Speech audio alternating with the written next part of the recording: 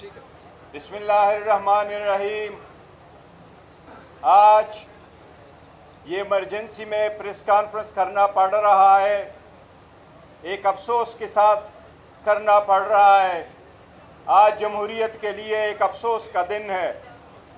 پاکستان تحریک انصاف نے ہر ممکن کوشش کی کہ جمہوریت چلے، ایوان چلے، لوگوں کی حقوق کی تحفظ ہو، عدلی آزاد ہو۔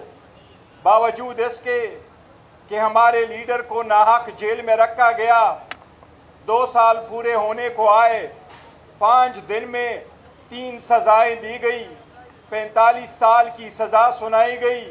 پہلی مرتبہ پاکستان کی ہسٹری میں ایک ہاؤس وائف کو، ہمارے لیڈر کی بیوی کو، شریک حیات کو سزا دی گئی تاکہ خان پہ پریشر پڑے۔ اس سب چیزوں کے باوجود ہم بڑھتے رہے، اس سسٹم کا حصہ ہوتے رہے، ایوان میں رہے، بائیکاٹ نہیں کیا، دھرنا نہیں دیا، ایوان سے باہر اسمبلی نہیں لگائی۔ یہ سب کچھ ایز اے پولیٹیکل پارٹی جانتے تھے۔ ہمارے لوگوں کو جب الیکشن نہ کرنے دیا تو تھرڈ ٹائر آیا، انہوں نے بھی الیکشن دی، لیکن ظلم، ناانصافی اور مساوی سلوک کی انتہا ختم نہیں ہو رہی۔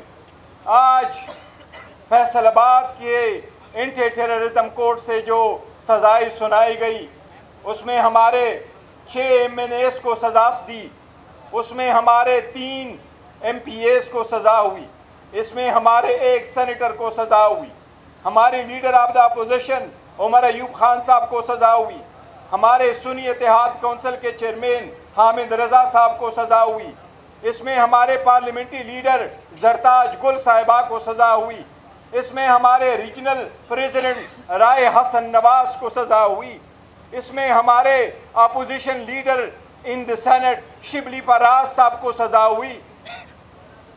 آپ ان میں سے کتنوں کو بڑھائیں گے؟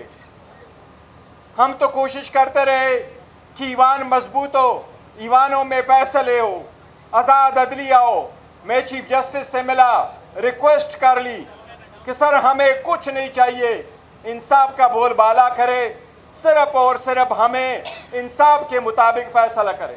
ہم نے یہ ایک پٹیشن فائل کی تھی، پٹیشن میں فقط اتنا کہا تھا، 2023 سے ہماری پٹیشن چلی آ رہی تھی۔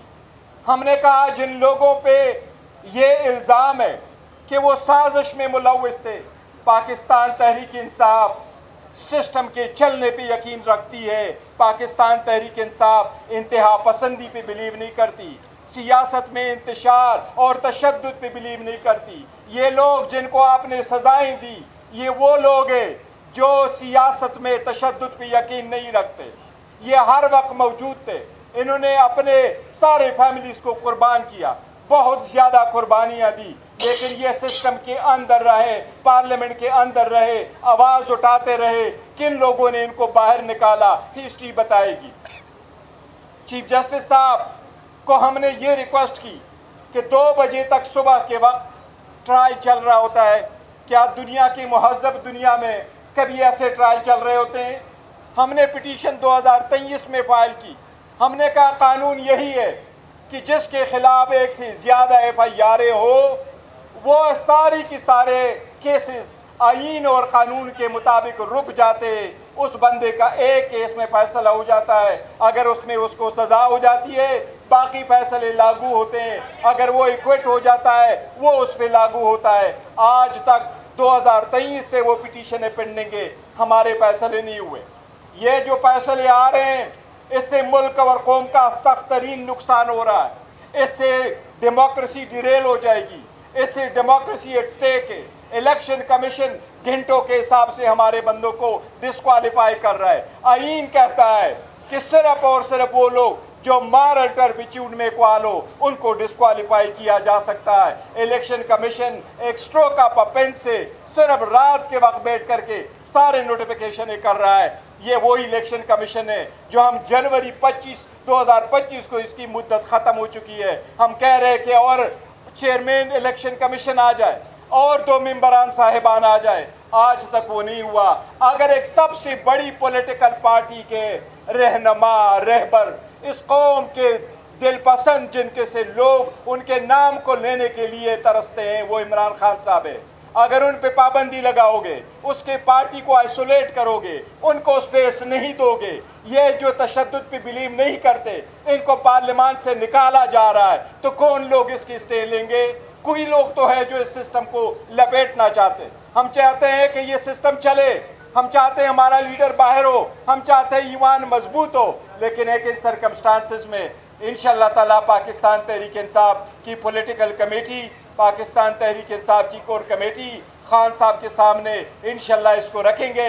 آئندہ ایوان میں کیا کردار ہم نے پلے کرنا ہے، کیا اس ایوان میں واپس جانا ہے، کیا اس ایوان کے ہم نے بائیکاٹ کرنا ہے، کیا اس سسٹم کے ہمیشہ سے بائیکاٹ کرنا ہے، کیا ہم نے تحریک چلانی ہے، پاکستان تحریک انصاف اس کا بہت جلد فیصلہ کرے گی۔